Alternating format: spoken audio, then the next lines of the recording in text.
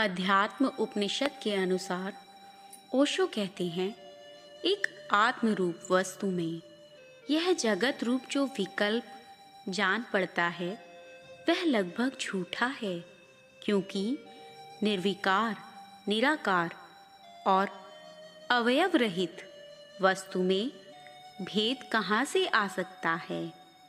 आत्मा दृष्टा, दर्शन तथा दृश्य आदि भावों से रहित हैं, निर्दोष हैं तथा प्रलय काल के समुद्र की तरह परिपूर्ण हैं।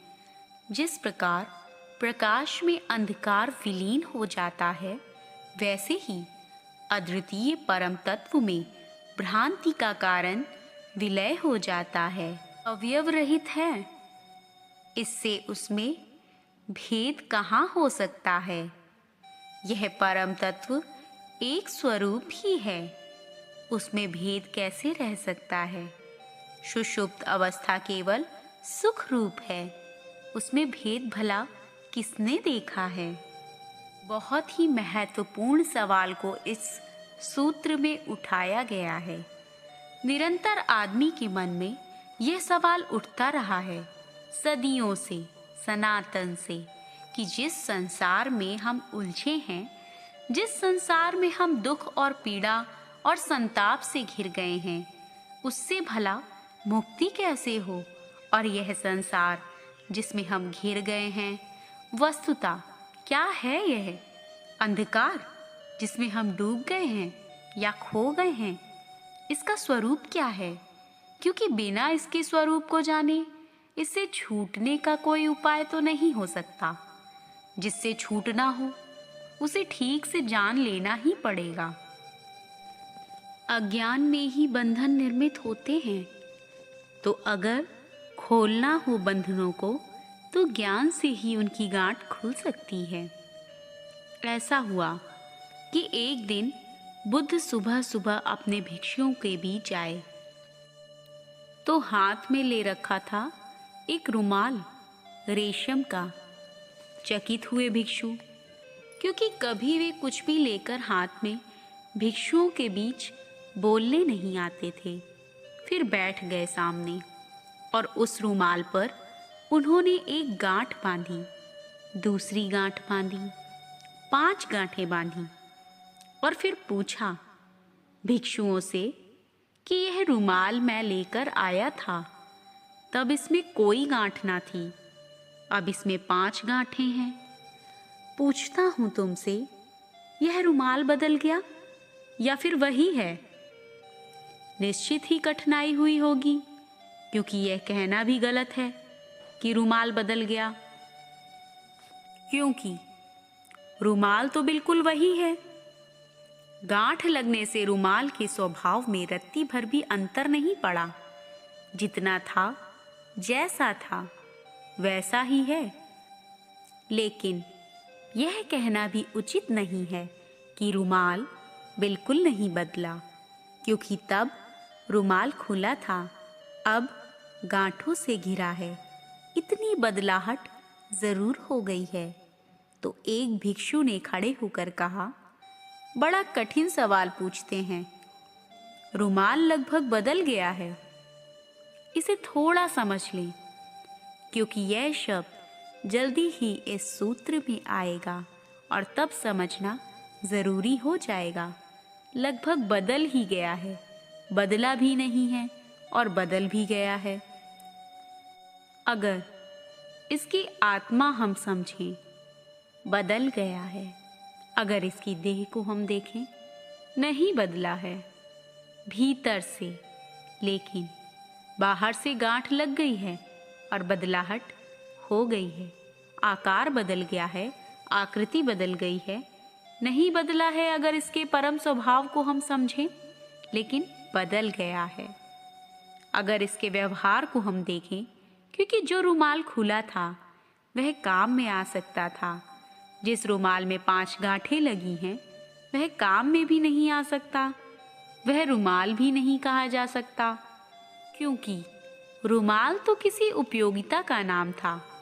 जैसे समझें, पंखा आप करते हैं गर्मी में, तो आप कहते हैं पंखा, लेकिन जब पंखा रखा हो तब उसको पंखा नहीं कहना चाहिए। पंखा का मतलब हुआ जिससे हवा की जा रही है, जो पंख का काम कर रहा है।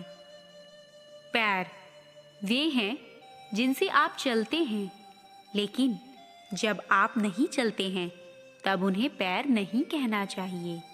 फंक्शनल उनका क्रिया का नाम होना चाहिए, लेकिन कठिन हो जाएगी भाषा। चलते पैर के लिए अलग नाम, बैठते पैर के लिए अलग नाम, तो बहुत मुश्किल होगा। इसीलिए काम चलाते हैं। रुमाल का कोई उपयोग है? उसमें कुछ बांधा जा सकता है, लेकिन जो रुमाल खुद ही बंधा हो उसमें अब कुछ नहीं बांधा जा सकता। जिस पर बुद्ध कहते हैं, एक और सवाल मुझे पूछना है, और वह यह है कि मैं इस रुमाल को खोलना चाहता हूँ, तो क्या करूँ? और ऐसा कहकर बुद्ध ने रुमाल के दोनों छोर पकड़कर जोर से खींचना शुरू कर दिया।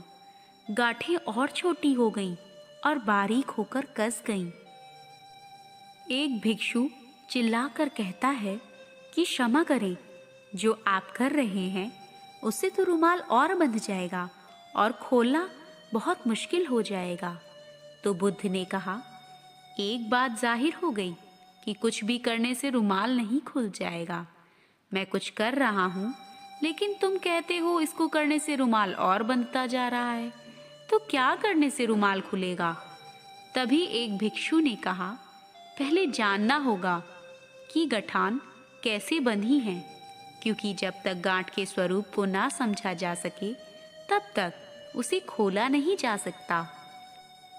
आगे बुद्ध कहते हैं कि हमारी चेतना पर भी गांठें हैं, और स्थिति यही है कि हम बिल्कुल बदले नहीं हैं और बदल गए हैं। हमारा स्वभाव ठीक वैसा ही है जैसा परम ब्रह्म का, लेकिन हम पर कुछ गांठें हैं, और वे गांठें जब तक ना खुल जाएं, तब तक हम उस परम स्वभाव का अनुभव नहीं कर सकते जो कि ग्रंथ रहित हैं। अपनी आत्मा में ही सब वस्तुओं का आभास केवल आरोपित है। उसको दूर करने से स्वयं ही पूर्ण, अद्वैत और क्रिया शून्य पर ब्रह्म बन जाता है। ओशो कहते हैं, गांठ जब रुमाल पर लगती है तो बाहर से कहीं से नहीं आती। कभी अपने आप अकेली गांठ को देखा है बिना रुमाल के?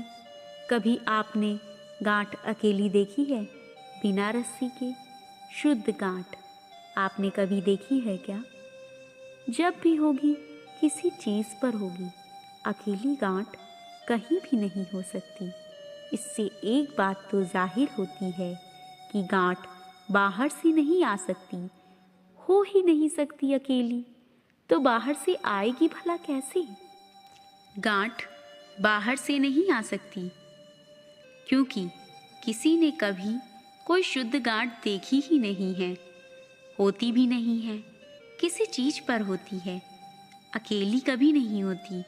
और रुमाल अभी खाली था, उस पर कोई गांठ नहीं थी, तो गांठ आई कहाँ से? क्या रुमाल के भीतर से आई है?